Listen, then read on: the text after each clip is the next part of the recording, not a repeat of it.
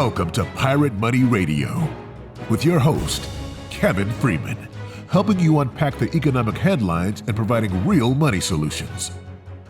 Good day, America. We're back at America Fest. I know this is recorded while we were here.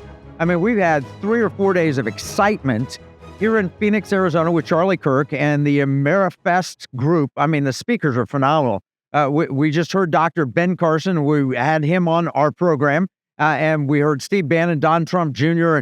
It's just an exciting lineup, and I get the privilege of speaking here right in the middle of it, right in the middle of the day, and doing a book signing here, and it's exciting. I've got the co-host with me, Mike Carter. Mike, what are you thinking? It's been crazy. In fact, it was so loud we had to move from our set with all the graphics and stuff to find a quiet place just so we could talk about what's going on. But the enthusiasm I'm seeing, the post-election hope.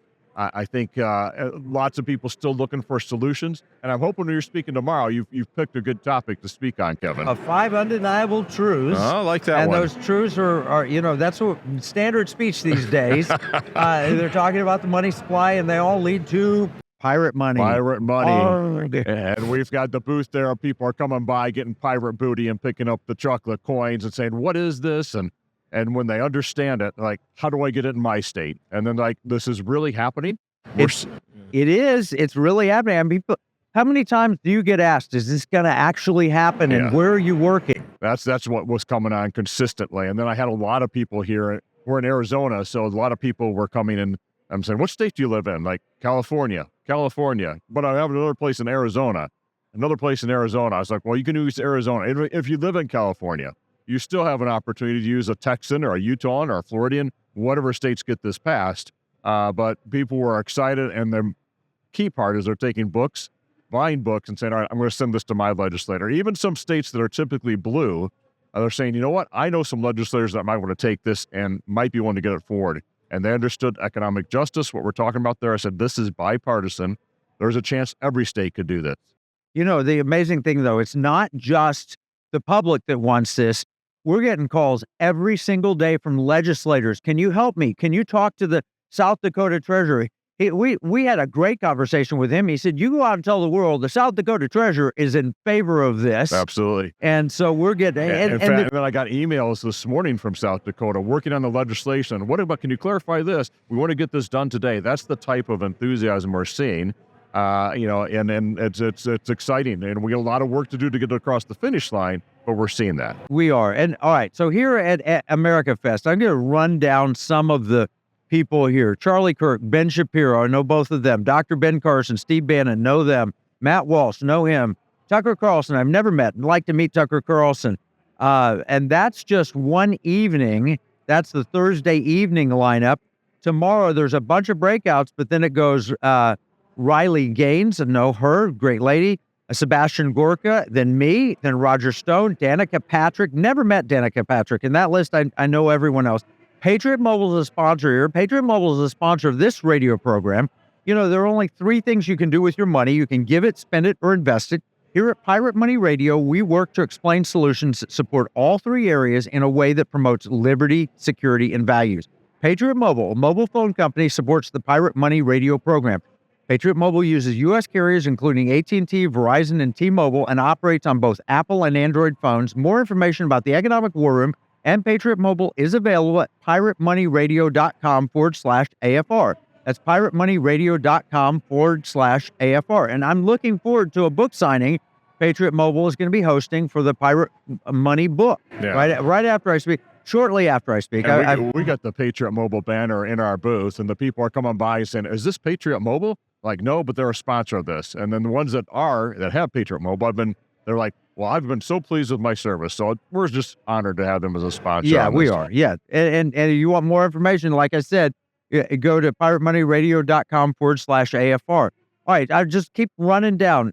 Michael Knowles, General Flynn, Congressman Byron Donalds.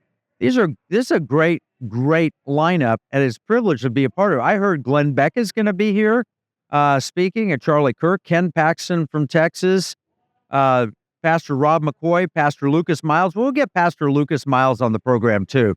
Maybe even here. Maybe we'll be Allie Beth Stuckey, Just an incredible lineup of people. Rob Schneider, Matt Gaetz, Senator Ted Cruz will be here on Sunday. Look forward to seeing him. And who is this? The incoming president and the past president, Donald J. Trump, is speaking.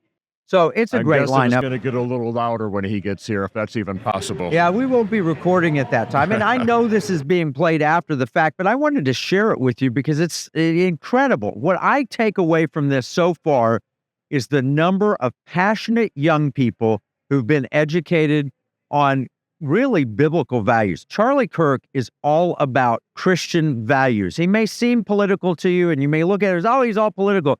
When we had him in Economic War Room and interviewed him there, it was all about the Bible and the truth of God's word and helping get people out of the shackles of darkness. So we really, I want to applaud him. I like that you said the truth. Of course, I know that's all we're going to get from you.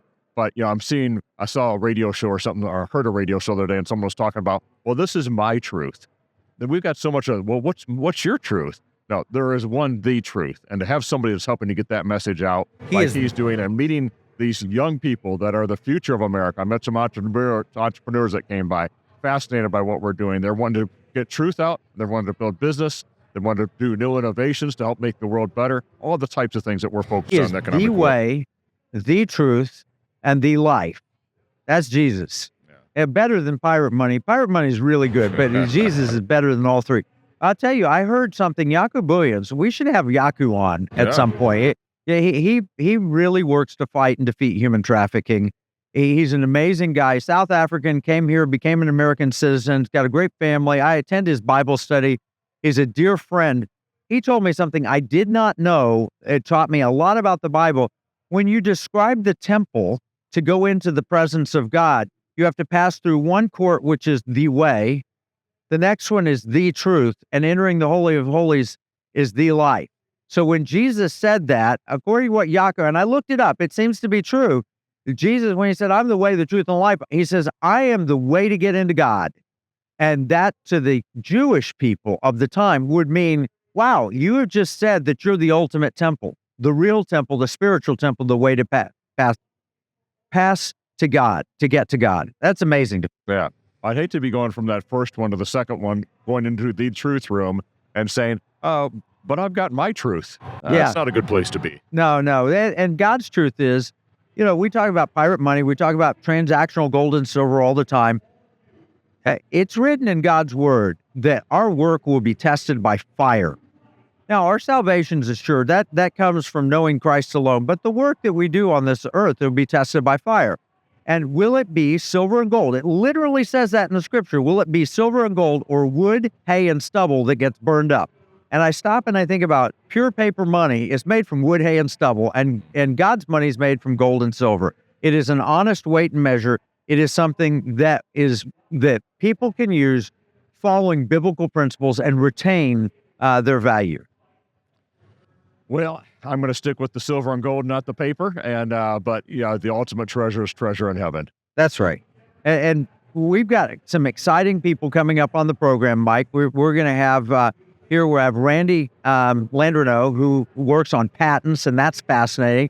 And then former Congressman Trent Franks, who was the head of the EMP caucus in Congress. And by the way, for those who've been listening to this radio program weekly, it was Congressman Trent Franks that employed Jackie Deason. It was Jackie Pick at the time. She was his legal expert for the Constitution Committee that he's served on. So she's a big fan of Trent Franks. I've known him since I briefed him when he was in Congress about economic warfare, China, and all of that. So we're going to reconnect. I saw him out in the hall. We're going to bring him in. I saw him actually walk by the booth. He came by the booth. It's great to see all these other thought leaders, influencers coming to the economic war room, wanting to be a part, wanting to be on, and just help get the message out. Yeah, well, this is Pirate Money Radio, but we're going to put him here, and we may pull him into an Economic War Room episode also.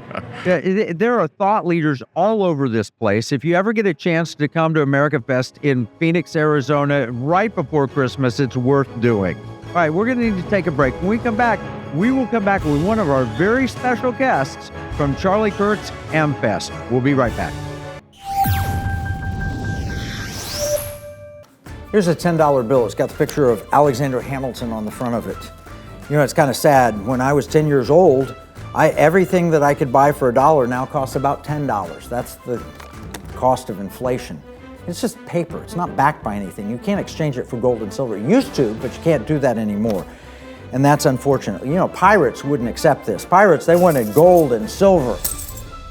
Patriots, the founders of this nation, also wanted gold and silver coin. In fact, they put a provision in the Constitution, 17 words, that said states could only make gold and silver coins tender within the states. That's why I wrote this new book, Pirate Money, Discovering the Founders' Hidden Plan for Economic Justice and Defeating the Great Reset. It will explain exactly the history of money and exactly why gold and silver coins can be made modern with new technology and a useful monetary system. PirateMoneyBook.com.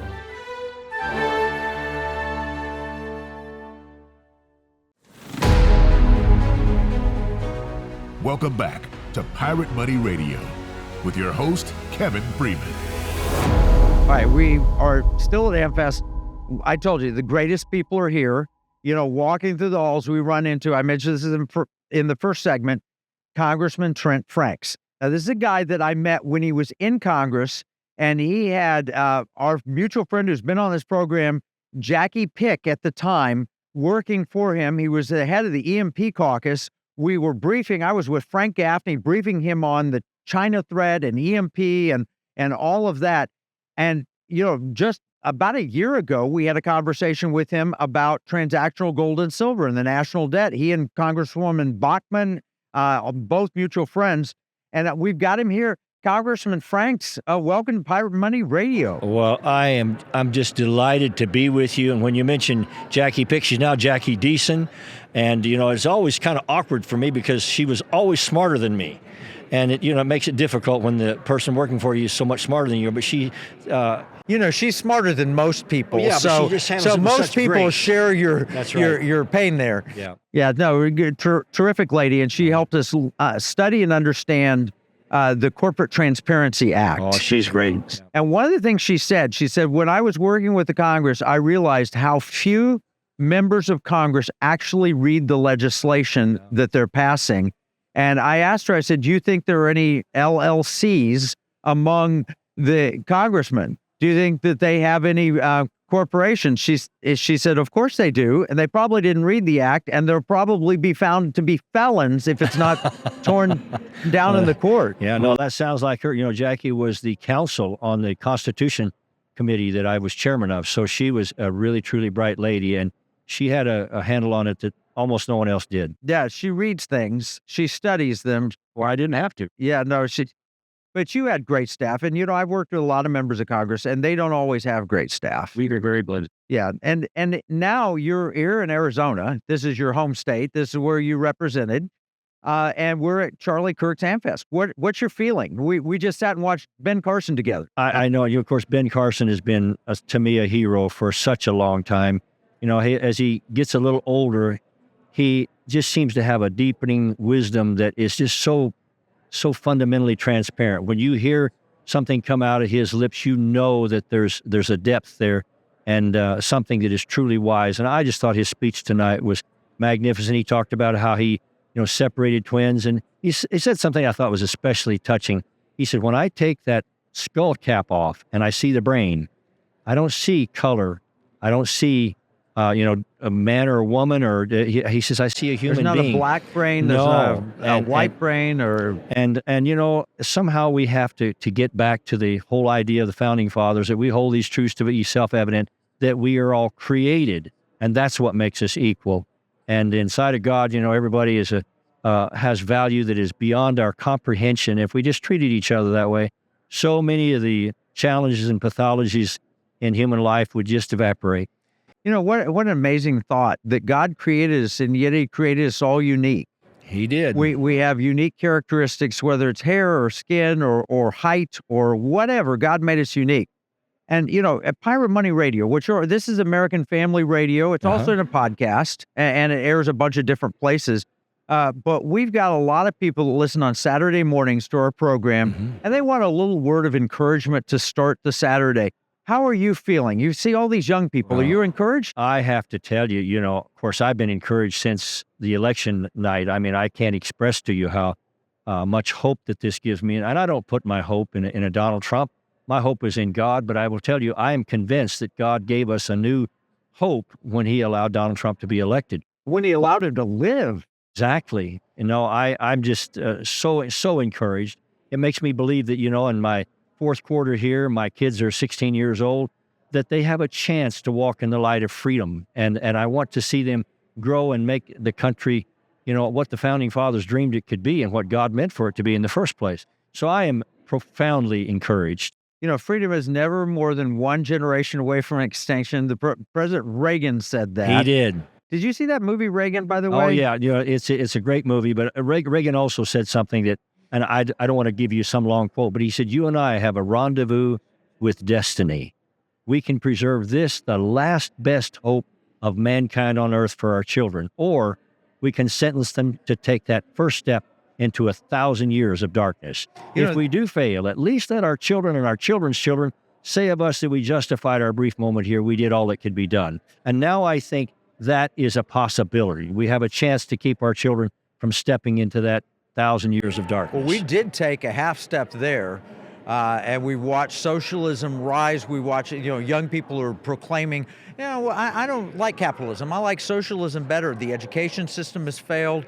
And we had all of that push and movement. Well, 40 years ago, I remember, because I was just coming out of high school when President Reagan was elected. I was in my first couple of years of college when he was elected. And we were taking that first half step, and he caught us and redirected us, or God caught us and used Ronald Reagan to do it. And here we are 40 some years later, 44, 45 years later, and we're facing the exact same thing. There's nothing new under the sun, Solomon said, and I believe that's exactly right. It was said tonight that I thought was so profound in the speech that Dr. Carson gave.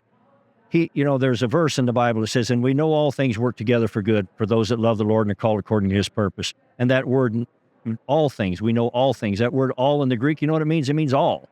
and it's a pretty interesting thing. And he said, consider it for a moment. When Donald Trump didn't get to be president again in that second term, think about it for a moment, because we saw what a Trump presidency looked like. We saw what a Republican, kind of a conservative perspective looked like. And then we immediately saw what a Joe Biden presidency, with all of the idiocies, I mean, they seem to elevate idiocy to just an art form. And we saw that back to back. And the people got a chance to really look at it up close and compare it. And this last November was their response to that. And I think maybe that it's all going in just the right direction, just as God knew that it would. Yeah, it won't pass to our children or grandchildren through the bloodstream. So we still have to fight for it, to protect it. Every generation, that's right. But I think you're right. I think we have a renewed sense of optimism, a renewed sense of opportunity. What do you think about, you were in Congress, we've got Elon Musk and Vivek Ramaswamy coming in saying we're going to cut $2 trillion out of government, when you and I know that the limits of what Congress actually does, they don't touch the mandatory spending, they only do the discretionary, and there's only about $2 trillion total discretionary. Well, that's true, but let me tell you, you heard it here first. We are going to have to do something about the motion to proceed to consider in the Senate. Now, I've written on this extensively, and now I think that we're going to probably recognize it, but I still don't see much about it in the papers. And that gives Democrats the ability, even in the minority, to keep things from coming to the Senate floor. And that's why you see a shutdown every year, because Democrats say, no, you guys are shutting the government down, because we're not going to let that come to the Senate floor without it having what we want in it. And the poor Speaker of the House is stuck with shutting the government down over a period of time and eventually hurting Republican hopes in the next election, or doing what the Democrats tell him. And that is not a tenable thing. We have to reform that. And I realize that, we did it for the Supreme Court nominees, but that has to be dealt with. And I realize that a lot of people can't, in a few moments that we have, really understand what I'm saying. But take a look at some of the things that we've written on that, because if we don't do that... Where can they find this writing? Where? I've written for the Wall Street Journal, for Washington Times, for... If you have a website that has it, or just do a web search if with you just your look name? Up my name, you'll find all kinds of wonderful things that the New York Times says about me that are so bad. But if you go down the page a little bit, you'll find some of the things that I've written on the filibuster, but people don't realize that there's two. There's the one that gets it off the Senate floor, but it's the one that brings it to the Senate floor that we have to look at very carefully, because if we don't do that, we cannot control the spending process. It's just not possible. Democrats don't have to do anything. They just stay in their offices and they win. Well, my hope is we can't touch Medicare really, but we can make America healthy again. Absolutely. Which would help reduce That would help Medicare expenses. Yeah. We could do like transparency. And Dr. Carson said this. I mean, as a surgeon, somebody would go visit him and they had no idea what they were going to pay for. Right. There's nothing else. You don't sit down at a restaurant and say, bring me whatever food you want. At the end, I'll pay whatever you tell me I have to pay. Right. And by the way, if you don't pay me, you'll be in debtor's prison, basically. No, it's exactly right. And another thing that we could do for the whole Medicare situation is we could truly allow market forces to prevail in our insurances and other mechanisms.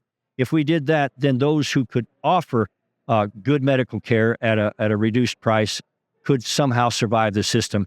And I realize that there's so many challenges that we face, but ultimately Reagan would probably be a good one. He pointed out that there's almost no problem that free people of goodwill can't solve if they face it with humility and trust in God and charge the gates. Well, if we just grow our economy and don't let the government, I've got to increase my budget because I've got to increase it every year. Yeah. If we just cap the government to inflation, it would reduce spending over time. If government would just quit printing money, that is the engine of inflation. There we go. And I know you know that. You're coming back to pirate I'm money, coming right back to where, and you guys, I heard it put it earlier in a way that I thought was brilliant. You guys may be the ark that saves civilization, because, it's pretty much almost impossible at this point where we're $36 trillion in debt to somehow suddenly impose You can't prevent the flood. No, you can't impose a gold standard on a government that's already fundamentally bankrupt. Right. But if you can do these in the states, we can demonstrate the efficacy of it. And I really think that God has got a special purpose for what you guys are doing in this regard, to have intrinsically valuable money, and also the way that you're articulating it so that people can understand, that if we just understood that productivity is the fundamental measure of wealth and economy. And if we don't have a financial monetary system that incentivizes that and facilitates it and creates a framework around it that it can be effective, then productivity can't take place. And if productivity can't take place, no matter what our monetary system is, we will go down as a nation. We'll just keep going deeper and deeper into Correct. debt. But the beautiful thing is, if the states do this, the federal problem becomes a little bit self-correcting, because inflation will make that $36 trillion in debt more tenable if people have an escape. But if it hurts real people, which it's what it's been doing now, genuine Americans are hurting because everything at the grocery store or at the restaurant costs twice as much. Well, you sound like somebody that has survived getting a PhD, because, so oftentimes those guys don't speak in common sense terms, but you have the knowledge and the wisdom and the acumen for it, and yet you still have the common sense that's necessary to apply it. And so I think you're 100% right. Well, Congressman, thank you so much for stopping by Pirate Money Radio here at MFest. All right, we've got a couple of other great guests coming up on Pirate Money Radio, so absolutely stay tuned. We'll be right back after this break.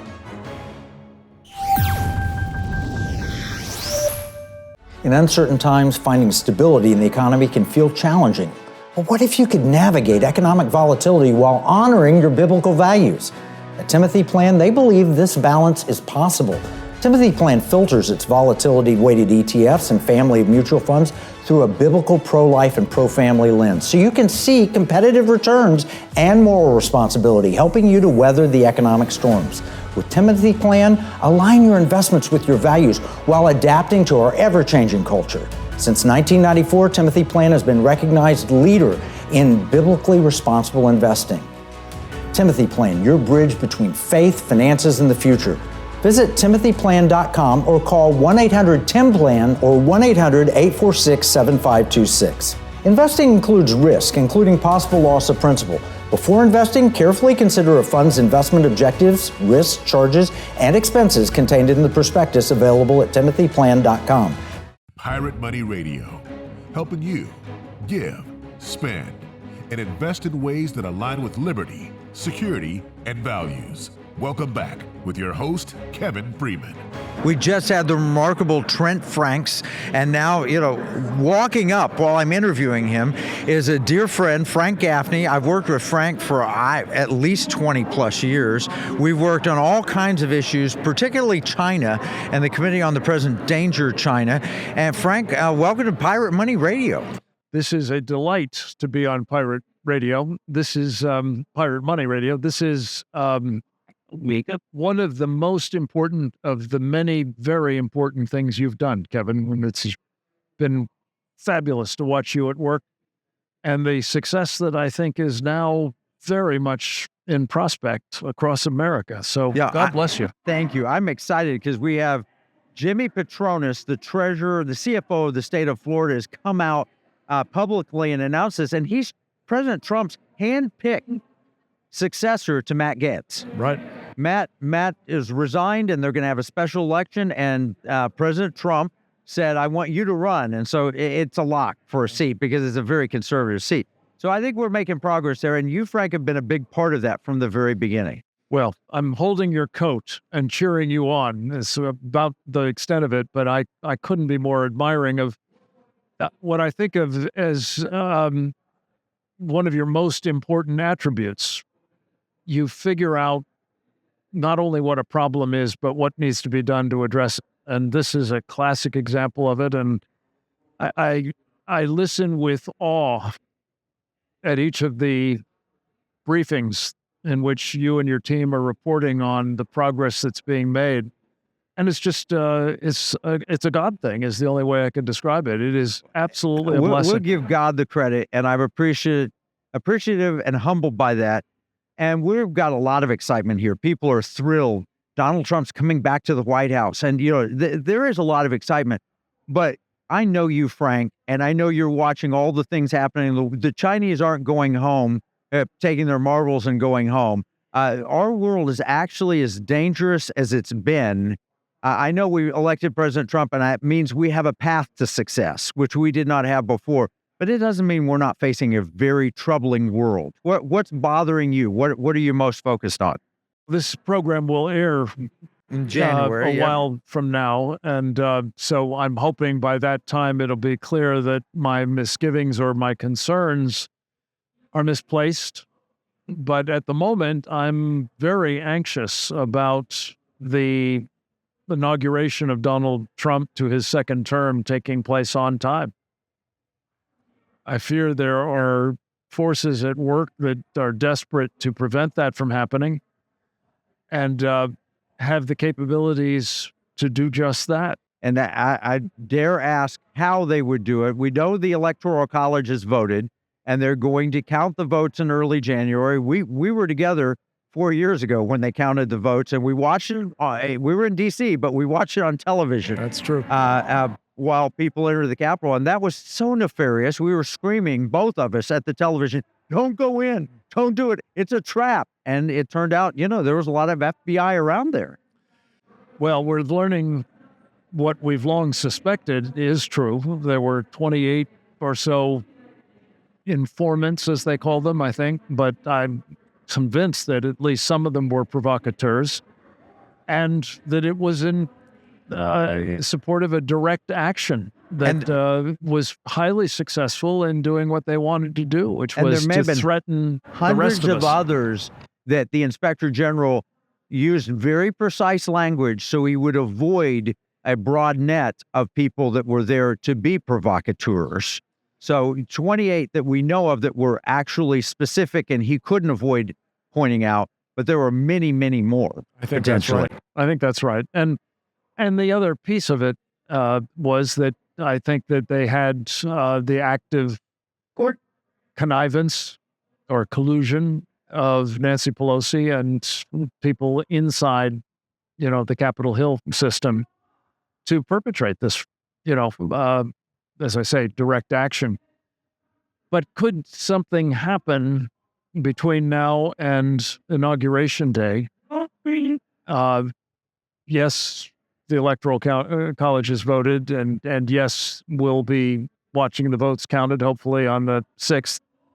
But the reality is, Kevin, that every day, Donald Trump and his cabinet nominees and others in the Trump circle are, I think, giving more reasons for bad actors to want to ensure that they do not come to power again.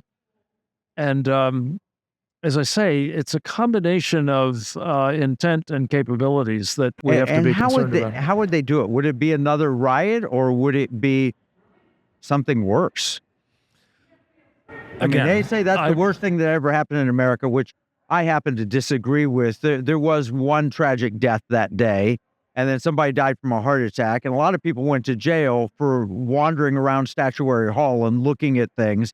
But if you listen to Liz Cheney and those, it was the worst day that ever happened in the world. But what kind of things are you concerned about? What can you share? It's Saturday morning when this is going to air, and we don't want to scare people out of their early January weekend. Well, I hope that by this time the program airs, we'll be satisfied that this is not in the works. But the single biggest concern I have is the emplacement in our country of some as yet undetermined number of tens of thousands of People's Liberation Army personnel. Military-age males who come across the border, we've documented, seen Chinese them or whatever. nationals, unaccompanied. And they will still be there when President Trump is sworn in. They will still be there, and we have not done anything. We allowed them in, and that's a threat that we're going to have to face. Well, it may be a threat that metastasizes between now and when Donald Trump is But if it doesn't, then they'll be on the ready. It could well be something that just awaits the trigger So how being do we pulled deal later. with that? I mean, we've got a whole committee on the present danger of China. What are the kind of things that we need to be doing to protect our nation? Well, I would say the first order of business is be honest with the American people that this is a threat. This is not the only threat. I think, there's, again, heavens knows how many jihadis who've been admitted into this country. The Antifas and the Black Lives Matter and the other folks who are, already resident here, the cells and so on. Those are the kinds of things that give rise to a capability to cause chaos. And I think that can be done fairly easily and with devastating effect. But so the kinds of things that should be done about it, it seems to me, is once you've owned up to the fact that this could happen, is to essentially deputize the American people to sort of crowdsource the situational awareness enhancements that we desperately need. These folks are somewhere in our country. I'm reminded that the United Healthcare executive who was gunned down, tragically, his apparent murderer was not found by all of the surveillance cameras in New York City or all of the intelligence. Right. The alleged perpetrator was identified by a guy working in a McDonald's in Altoona, Pennsylvania. That's crowdsourcing a security threat, and I think we should be hard at that at this moment. One of the other things that I'm very keen on, Kevin, a colleague of ours in the Committee on the Present Danger of China, is Trevor Loudon. Right. And Trevor has said, what we're dealing with in the Chinese Communist Party is the world's largest, most powerful transnational criminal organization. And we ought to be using techniques that have worked against the mafia or the mob quite successfully to identify people who should be prosecuted and give them a chance at an amnesty for helping the Chinese Communist Party elite captured individuals, as it were, and have them rat out the other people that they used to work with, turn them against one another, create great uncertainty as to who can be trusted and who can't, and roll them up. And I think that's what needs to be done here too, for sure. We have an opportunity with the Trump administration that would never have happened in the Biden administration. It sometimes comes down to the money, and it's all about the money. And we can defund China. That's something we've talked about. And we can also catch them here. And America should realize this isn't a new circumstance. This nation has faced grave threat before, whether it was go west, young man, and people crossing the plains. Now, I've got a Cherokee heritage, as you know, but it was a perilous journey across, whether you hit Apache or Comanche or whatever. It's a perilous journey. And people, when they're properly informed and told there's opportunity, they're willing to take risks and do the right thing and built a great nation out of it.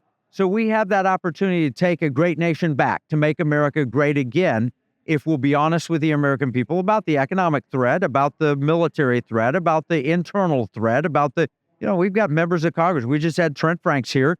He's a good one. But there are some bought and paid for members of the United States Congress. I'm not sure we can name names, but we need to root them out and get them out. Well, one of the things that I admire about Trevor Loudon is he does exhaustive research, and he's got 2 multi-volume sets of books, one entitled Security Risk Senators, the other entitled House Un-Americans, and he does name names. So if people want to get a sense of the extent to which members of Congress, by the scores, have been compromised by the Chinese Communist Party, by Iran, by some combination of the two or others, it's all there. And I think you're right, Kevin. The situational awareness that I'm talking about is necessary to make informed judgments about risk and to protect your, own life as well as that of your family, your community, and your country. Well, Frank, where can people follow your work? We have a couple of places. securingamerica.substack.com is where you can find our television programs and other products. And I can be followed at Frank Gaffney on Twitter. Excellent. It's a great pleasure to see you here. I don't get to see you often enough, and you're doing terrific work, and we're so grateful for your helping secure America. All right, we're going to take another break. When we come back, we'll have our wrap-up segment with another guest from AmFest. The spirit of patriotism has prevailed. The battles may have changed, but the values remain the same. Today, in 2024, we find ourselves at a pivotal moment where the call for unity, freedom, and a better future echoes louder than ever. For more than 10 years, Patriot Mobile has been committed to supporting the values that make our nation great. With affordable plans and reliable nationwide coverage, Patriot Mobile is not just a wireless service.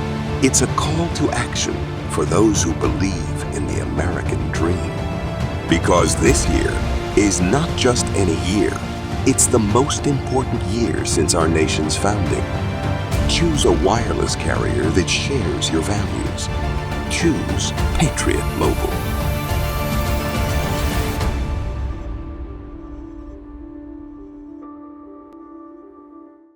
Washington said paper money opens the door to every species of fraud and injustice.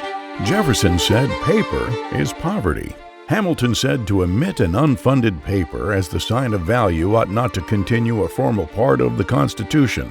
The founders hated paper money, so they put a pirate money clause in the Constitution for our state to use. Learn more at transactionalgold.com. Pirate Money Radio, helping you give, spend, and invest in ways that align with liberty, security, and values. Welcome back with your host, Kevin Freeman. We've had the opportunity to meet amazing people here. You've heard them. You heard Congressman Trent Franks. You heard Frank Gaffney. I've got another friend, someone I've known for several years, met him at a conference like this, and Randy Landreneau, and he is an expert on patents and protecting individual inventors.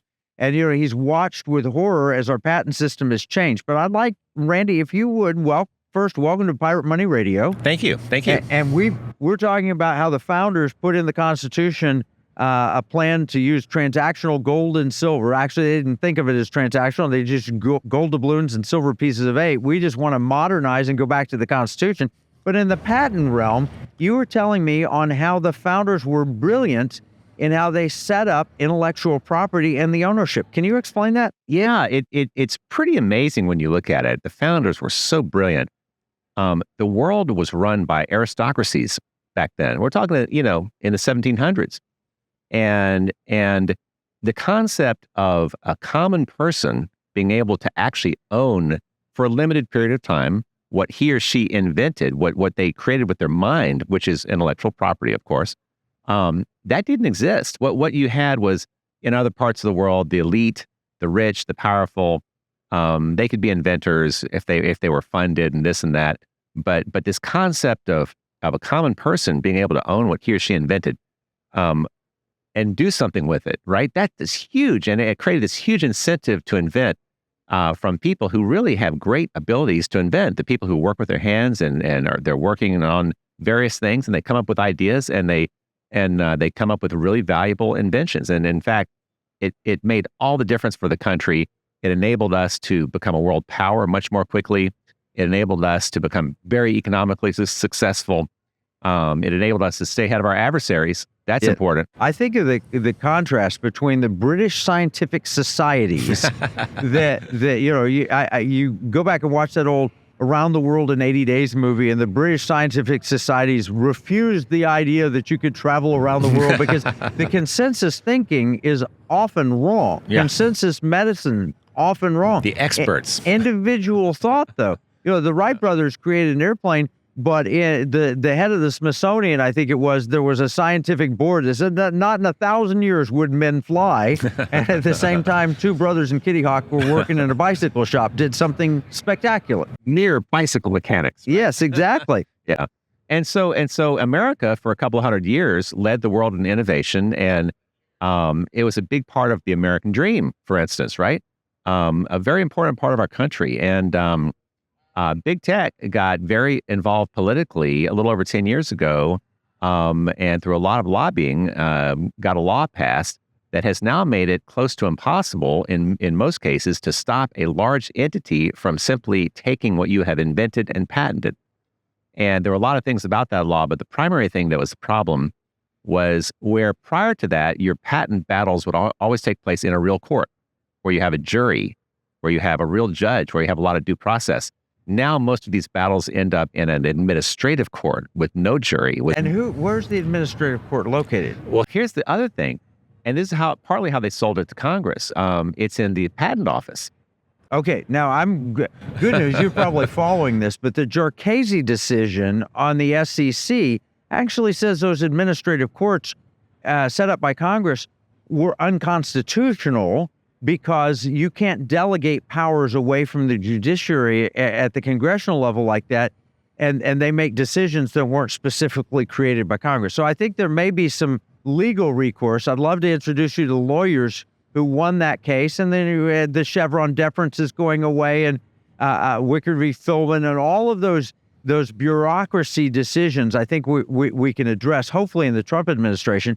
But I'm worried about the Chinese. Have they had a role in stealing intellectual property? Well, golly. I mean, so here you have this administrative court. You sue someone for infringement, whoever it is, and they immediately say, well, I don't think your patent is valid, and I want to take it to this administrative court, where 84% of the time, the patent gets invalidated. 84% of the time. And this is done by Chinese companies as well. ZTE and Huawei have done it a couple of hundred times. And this is legal. They take it there. It's a very unjust setup, and it's basically set up. Well, you should know how it got set up.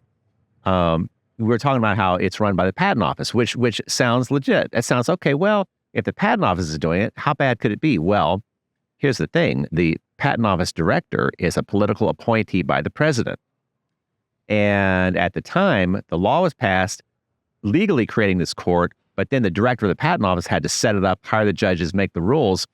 Person who was appointed as the director at that time to do that was Michelle Lee, who was the former head of patent strategy at Google. No. And so, of course, it became a patent-killing machine. But the other thing is, big tech, every president appoints a new director, and big tech almost always gets who they want, who keeps the system broken because they don't want competition. They want to be able to continue taking whatever is out there that they want. But it's not just tech inventions. Everything out there, anybody who invents anything of great value is going to run into this. Now, many inventions don't have great value. That's why a lot of people don't know about it. But to anybody out there inventing, the thing you're going for, if you actually do it, you're going to need your patent rights, and that's the problem. But we're the guys fighting to bring it back. So who would be an example of a patent director that inventors would want, not big tech? Well, first, let me tell you, big tech is pushing to get this guy named Vishal Amin appointed. Vishal Amin was actually chief counsel for the Judiciary Committee and an architect of that bill that created the problem. He also works for Intel, which is big tech, right? They would love to have this person. We've been working very hard to get the word out for him, or anyone like him should not be appointed. And we think Trump is being... Tell us about your organization. Well, it's U.S. Inventor is a nonprofit. It's usinventor.org. I recommend everybody to go there and take a look at what we're doing. So we are inventors, and we started with just a couple of us, including myself. We now have about 80,000 members nationwide, and these are inventors, people who have startups, and a few attorneys as well, but good attorneys, the ones who represent the little guy. And we lobby. I've spent a few weeks down in Palm Beach in West Palm, trying to influence the transition team. We think we have made some inroads and have gotten the word to the transition team and the new administration as to why they shouldn't appoint someone like Vishal Amin or a big tech ally. And what we really need, honestly, to change the system back to what it should be is an inventor with a tremendous amount of experience with patents and litigation and having had to fight the big guys, or an attorney who has worked closely with inventors in litigation against the big guys. Because your patent should enable you to compete with the big guys. The patent system should enable startups to compete with big tech. That's what it's for, and that's what's been broken. But I will tell you this, we've made great inroads. We have a huge number of people around the country who are aware of it. But the people listening to this radio broadcast can really help by going to our website. It's usinventor.org, and sign our inventor rights resolution. Basically, that shows that you care about the issue. It lets us put you on our email list so you can hear about what we're doing. And when we have a call to action, you can be involved. We might have a meeting set with your U.S. representative, and you can be involved. We can invite you to it, whether it's in person or by Zoom. And this is very meaningful when they hear from their constituents. It's amazing how many inventors will be listening to this, whether they know it or not. Maybe young people that will ultimately be inventors, or people who have already invented something. My wife's father-in-law was an inventor of things. He never controlled the patents, and of course, he never got a dime from his inventions, but they got patented by somebody else. This is an opportunity for Americans to go back to what the founders intended, which are individual liberty rights. And if you have that individual liberty, you will have more creativity and better creativity than if it's all controlled by just a handful of corporations. Yeah, absolutely. And it's a key part of America, of our success, of our history. It's also very important, and not just individually. And by the way, it's totally relates to the merit of a person, right? Inventing is totally merit-based, and it has nothing to do with where you're from or what skin color you are or whatever, your gender. It's about coming up with something valuable that is needed, that hasn't been done before. And I tell you what, you never know when you might come up with that thing that nobody thought of. Like my friend Josh Malone, he invented that toy bunch of balloons. Yeah, that's amazing. But allows you to fill like 100, what is it, about 100 water balloons a minute, right? And of course, he ran into the broken system, and he did everything right, more right than anyone ever does. It still took an absurd amount of money to finally win the case. It took about $20 million to win when it should have been a slam dunk win easily. And the problem there is, well, who's got that kind of funding or that kind of investors to back you up? Person. Nobody does. And it's like most inventors are dirt poor when they start, and they come up with something great. And the system is supposed to support and be for those guys. And that's what we're fighting to bring back. And by the way, one thing we will talk about China too, just before we run out of time here. China is now leading America in 37 of 44 crucial technologies because of what we've done to our patent system and how we've disincentivized inventors. Give your website again. usinventor.org. All right. We've had the opportunity. Thank you so much, Randy.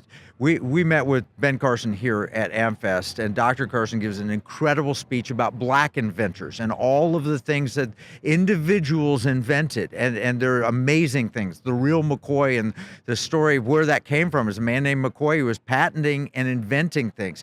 That's because the American system had that level of opportunity. If you want to reduce the wealth gap, then give individuals the right to create and invent, and don't let it be locked up by big tech and big corporations. Randy Landreneau is one of the heroes who's fighting for the individual American inventor. All right, we've covered and met with some great people at AmFest. You'll hear this more on Pirate Money Radio, some additional interviews that we had here. This is an opportunity to take America back to America with the patents and everything else. I want you to check us out, piratemoneyradio.com, afr.net. This is Kevin Freeman and Pirate Money Radio. Happy Saturday.